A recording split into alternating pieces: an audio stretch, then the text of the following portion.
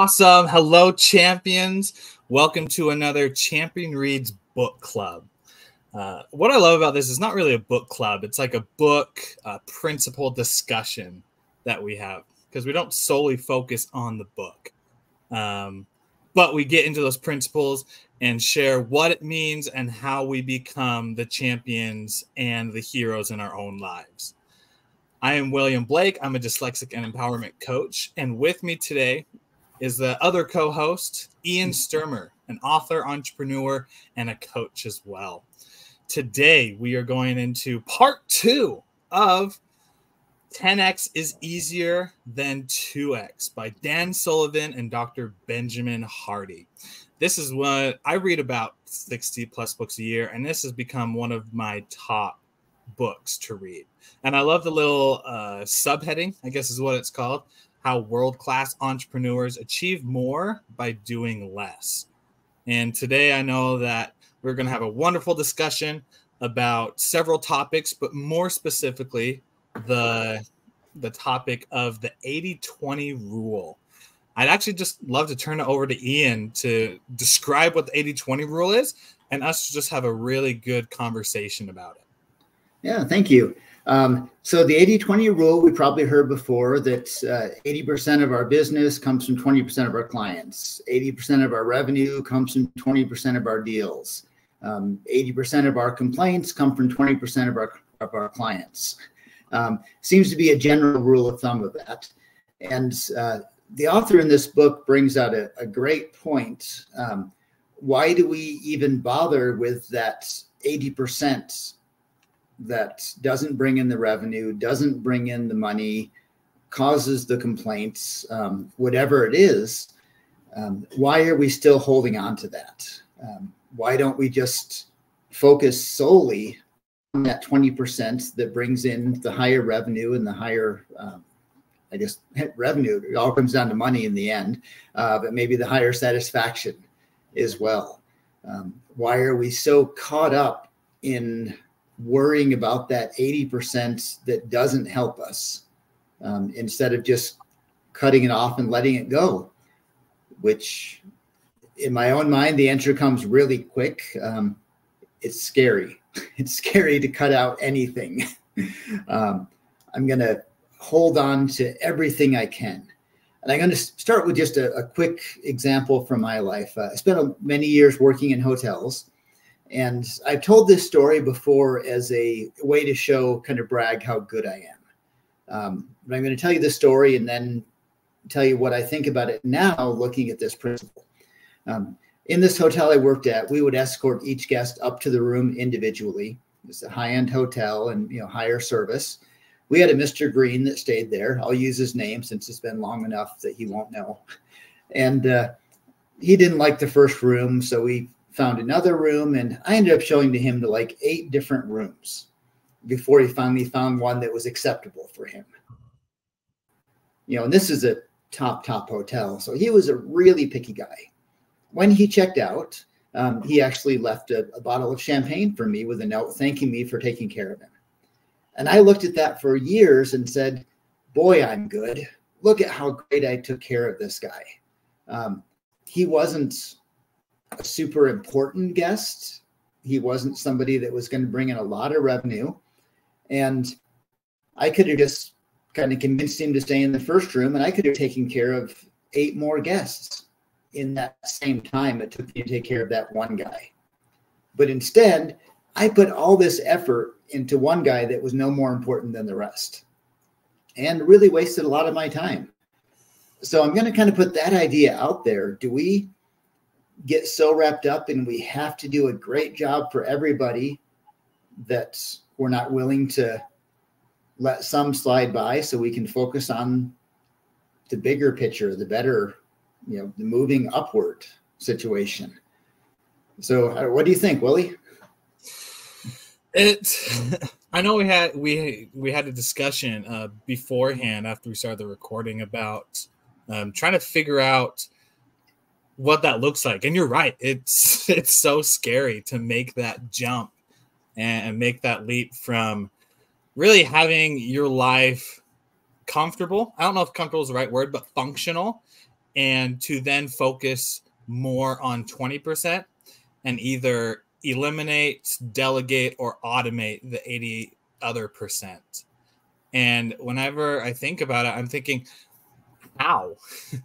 how is that possible? All I can think about is like bringing one new thing into my life, which in the book, that's like the 2x mindset. When the 10x is, no, you need to get that 20% that you are most strong in and focus a lot more on that. And I know one of our friends, she had an example that really, the more I think about it, inspires me to do it with my own business. Her and her husband, they're entrepreneurs. They have their own business, and they had a couple of clients a couple of years ago. And this is when they were just first starting out. And those clients weren't the best of clients. They were always getting after her about payment stuff, getting after her about projects and deadlines and everything, you know, that holds in a business. And her husband were just fed up with it. But those were like some of the only clients they had. And so what do? They also had another client who was just a superb client and was paying more than the other three, but was way better in attitude, in mercy, I guess could be the word for it. And so they took this leap that we're talking about. And again, this inspires me so much. Those three clients, they dropped those three clients after their contracts were done and just kept that one client on. Then they focused more on getting more of those one clients. And in a very short time, I don't know specifically, but a very short time, they went from just that one client to several clients, making at least 4 times more than they did with those other 3 not so good clients on there. And so it was so inspiring that it was a leap of faith, because they have a family, they have several kids that they're helping and growing in this awesome world that we have. And to put faith and trust into focusing more on the better and the best rather than just the good could have been detrimental to their family. But because they did that, they are more well off than they were before. And I just absolutely love that. Yeah, I love that. And it makes me think a little about that idea too. So if we kind of put that into a future story or look at how that goes, ideally, we want to grow our business through referrals. That's always the best way to grow a business. So if we think about that, the clients we have now are going to be the ones who refer us to their friends. And if the clients we have are, am I allowed to say jerks on the air? If the clients we have are jerks, who are their friends likely to be?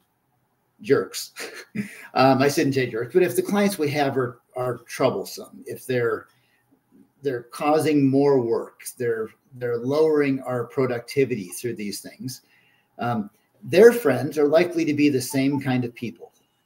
And we're going to get more of the same kind of clients. If we go for a really good client, they're more likely to have their circle of friends to be a similar type of person. And they're more likely to share those positive stories about us to their friends. A client that's more negative in general is more likely to share negative stories. So by dropping those negative clients, we can actually be, 1, preventing more negative clients from coming, and 2, dropping a possibility that they're going to be leaving the negative reviews, the bad reviews out there that hurt our business. And instead we focus on clients that are positive, will give us positive referrals and positive reviews, and free up our time to look for more similar clients and to focus on getting more referrals from those good clients instead. So I think we don't always think about the ripples going out from that, of that focusing on the good clients. Yeah, that reminds me of, I can't remember who said it. It's happened several times, but there's the top salesperson in a company, and let's say they just have the worst attitude. No one can work with them, but they're making the most money for the company. Are they worth keeping around to harm the culture and morale that's happening in the company, that's affecting all the other salespeople?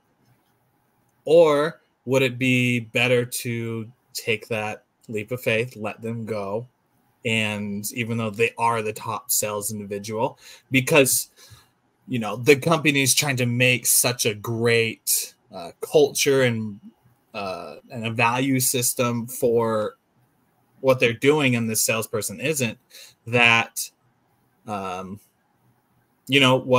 the better choice? And I know for myself that if I get in that situation, and I've seen other wonderful millionaires and billionaires do the same, that they're willing to let go that top individual to keep the culture, because they know long term the culture is going to stick around a lot more than it is before.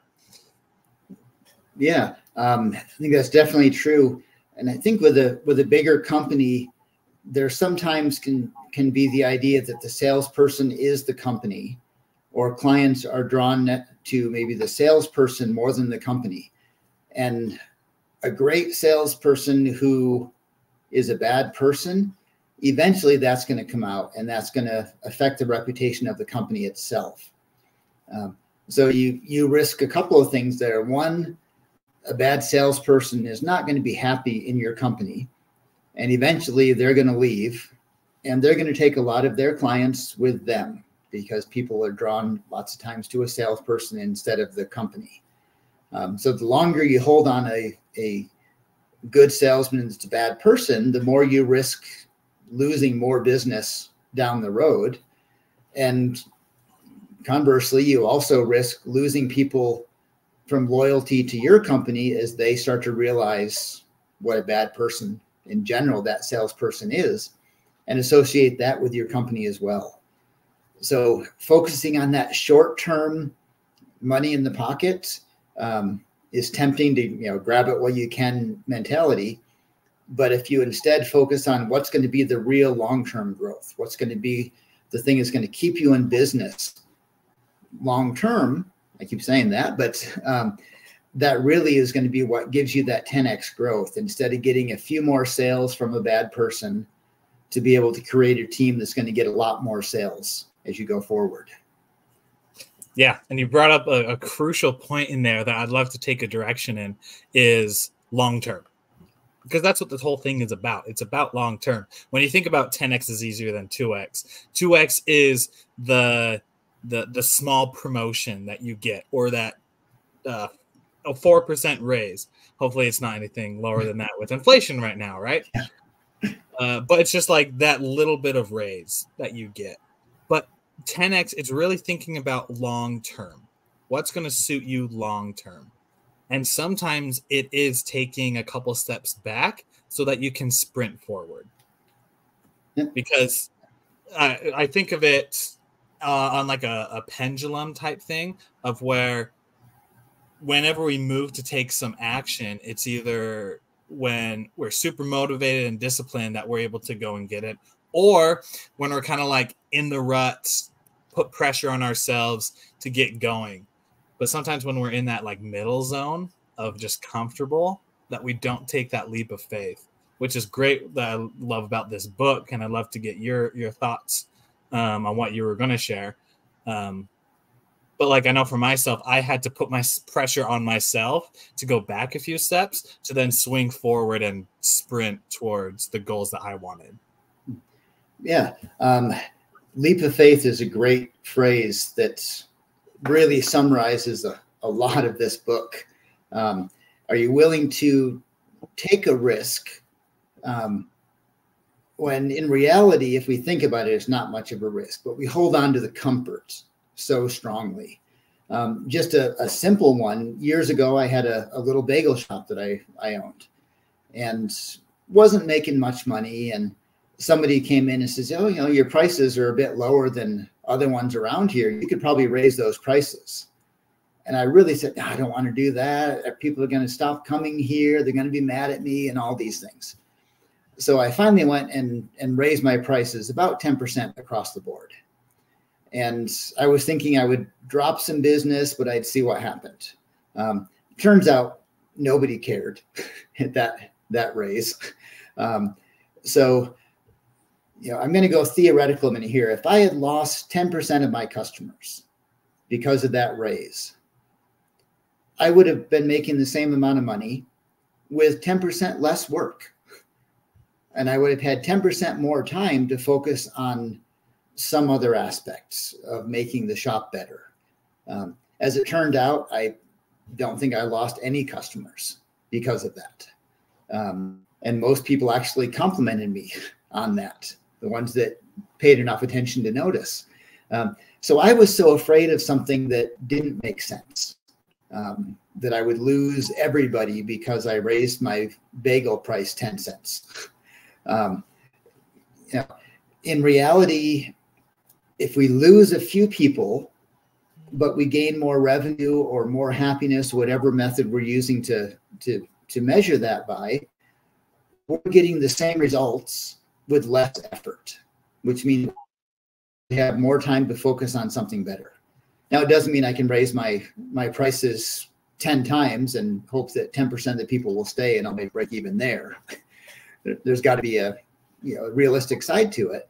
But the fact is, we could increase our price or focus on a different client, the more productive client for us, a more productive aspect of our business, and drop parts of it and stay where we are, but have more time and freedom. And to me, that was kind of an eye-opening thing, that if I can make the same amount of money with less effort, I really ought to try and do that.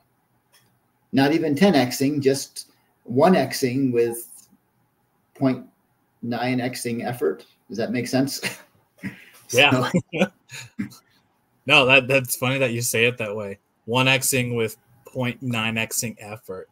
Because it's not about addition. Addition is that 2x mindset type thing, but it's how to multiply. And it's either adding on more to your strengths and or cutting out what's not working. I'd love to share a practical application I've done. And we've talked about business the last several minutes and how to apply it to your business and how to apply it to that type of world. But what about in our personal lives? What about just simply self-improvement? And I thought about it, and I realized that I'd done this multiple times. But the very first time, Ian, I know you've heard this story multiple times, but back in 2018, I read one book, maybe, on average. And I decided to make a goal to read 12, which then led to 40, which then led to 50 that year. But to get that amplification of from one book to 50 books and now continuously reading 60 plus, I had to 10x myself. And how did I do that? Well, going back to the 80-20 rule that we're talking about, I had to focus down on that 20%, which was figuring out ways to read. Either read a paper book or listen to the car, or listen in the car. Listen to the car. Vroom, vroom. Yeah. So that was what I had to focus on. And that 80% was needing to eliminate what wasn't aiming towards that goal. And that 80% for me was the music that I would listen to. That was part of that 80%. When I was driving in the car, if I wanted to reach that goal of going through those 12 to 50 books, then I had to take out the music. And because I took out the music, then I was able to put in listening time.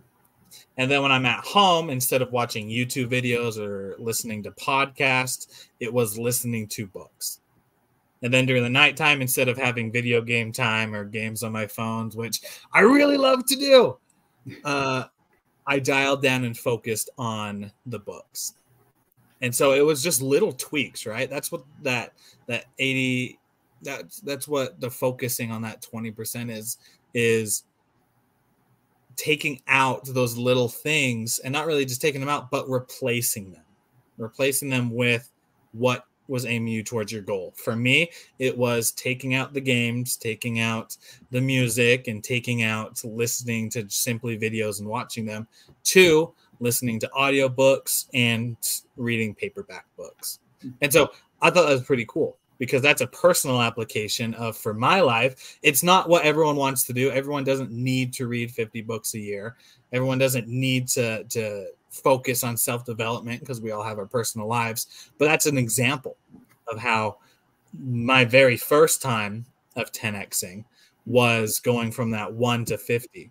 And it was eliminating a few and then replacing it with a few things that added on to reaching that goal. Yeah, I love that. And I've kind of done some of the same things. I realized that I've got time in the car, probably more time than I should have as I'm driving from places, and realized that, okay, I can listen to books in the car and I can make use of that time. Then I found out you can adjust the speed on the audiobooks you're listening. So now I can listen to 2 books in the time it took me to listen to 1 book, and I can double that time. And one that I'm struggling to live up to, one of my favorite business guru authors, his name's Jeffrey Gitomer, and he was saying, how much time do you spend sitting at night watching reruns on TV? It's like, okay, I go through spurts where I don't watch TV for a couple of weeks, and then I watch a few hours a night for a couple of weeks, and I almost always watch reruns because I'm too lazy to start a new show. It's like, okay, why am I watching something that I already know is going to happen when I could be learning and being productive? I could be getting something else done. So yeah, where can you take away the time that's not spent well and put it spending in a more productive place, a place that's going to make you happier in the long run? Because as much as a rerun of Star Trek is wonderful to me, a new client's going to make me a lot happier in the long run. So yeah. And it goes back to that one phrase, is what's going to make me happier in the long run. Yep. I just have to throw out real quick, Akio Morita, the former CEO of, I believe it was Sony. Been a while since I've read about him. But he was asked one time, does Sony do long-range planning? And he said, yes. He says, what do you consider long-range planning? He said, 1,000 years. Might be a little bit longer than we're looking at now, but are we looking at what we want to be in a month, or are we looking at what we want to be in 5 years or 10 years?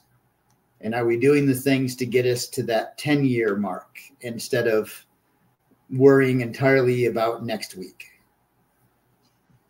Yeah. And there's a balance between it, right? There's a balance between, I think Gary Vaynerchuk's the one that says it. He said, macro patience, micro speed. So macro patience are the big long-term things that we want, and that we are going to work towards. But then micro speed of doing the things necessary today in the present to be able to get there and get those things. Which, if your goal is to have a consistent cash flowing business, then it's putting the work in today of, instead of, playing Pokemon Go or something like that, maybe you read a book about business, or maybe you listen to a podcast about how to make sales or amplify it, or going through like a certification or sales training on getting more clients, right? I like Pokemon Go.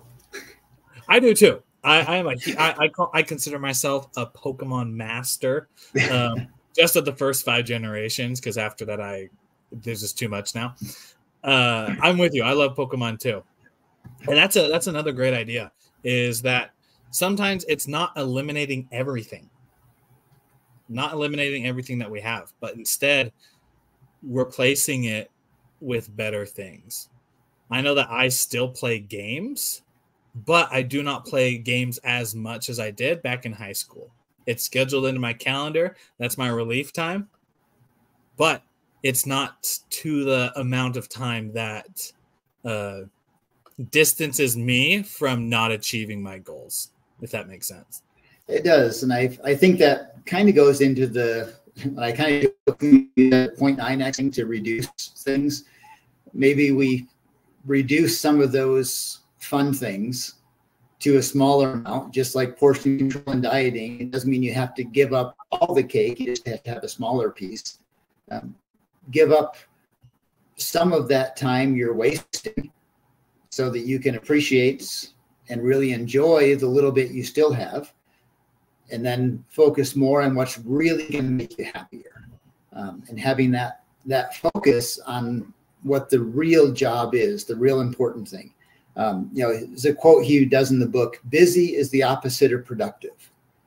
And sometimes we do stuff just to be busy because that makes us feel better that we're busy. But we're busying ourselves with things that are actually reducing our productivity, instead of taking time to focus on what actually makes us productive. Maybe we need 10 minutes to play Pokemon Go to clear our brain for a minute. And then we go back to actually doing productive things rather than spending an hour on Pokemon Go and then spending an hour restoring our database by height instead of weight. Ridiculous things that we do that are not productive. So little changes in productivity can actually give us huge changes in outcomes. And I kind of more from my topic there, but I want to finish kind of my statement with one more example that he gives in the book. So Mr. Beast, the social media star and guru and all of that, he made a comment, and I'm going to paraphrase a little bit here because I don't have the book in front of me. He said, you don't need to make 10 more to get 10 times the results. You need to make one video that's 10% better than the other videos. And then you'll get 200, 300, 500 times the views in that one video that's good. So a lot of mediocre stuff does not equal one great thing. I wrote down here, if you're 1% better than your competition, that may be all it takes to get 80% more business. You don't need to be 80% better. You just need to be a little bit better than your competition. So. I love that. You absolutely don't.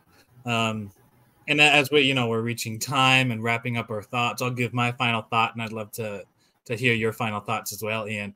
But go off of that, I love the difference between first and second place, because first place is not you're not doing 10 times more if you're in first place than if you're in second place. You're just doing that little bit more, that extra push that made you a millimeter second faster. But because you put in a little bit more effort and just that little millimeter of time, then it became you're in first place. And how much recognition do you get between first and second? First, they get all the interviews. The first place gets all the everything, the awards, the gold, the recognition. And then second place, they get the award, but they are not known as well as the first place. And it's not simply that 10 times working harder effort. It's because they were just a little bit better. And because they were a little bit better, they got the gold instead of the silver. I'd love to hear your final thoughts on that, Ian. Yeah, I think that's really true. And I was watching a rerun on TV, but they brought out a good point in one. So do you remember what Buzz Aldrin said when he stepped on the moon? I'm going to guess no, because nobody does, because he was the second person to step on the moon. Everyone knows Neil Armstrong's one small step for man.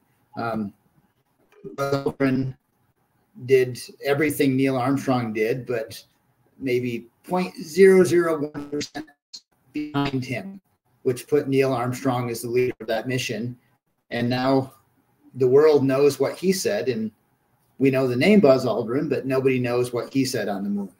So that tiny bit of effort, that focus on the best in one aspect is sometimes all it takes to get to be a lot better. Absolutely. Just that little bit more effort. And that's again, a great principle of the 80-20 rule is focus on that long term and then put in a little bit more extra effort. Because literally, as I put up the book again, how world-class entrepreneurs achieve more by doing less. You don't focus on doing everything you don't focus on everything doing more. You just focus on what matters more, and then everything else a little bit less, right? So it was awesome to be able to talk about this principle for you champion listeners. Go and read this book. I'm sure we will have another discussion about this. 10X is Easier Than 2X by Dan Sullivan. It was great to be able to have this discussion with you, Ian, and it was great to be able to record this and share it with everyone else. For those who are looking for more episodes, you can find us on YouTube at My Champion Circle, or you can go to our website, www.mychampionscircle.com, and there you will find all the links to our social medias and to more videos and audios just like this. So goodbye, champions. We will hit you up on the next one.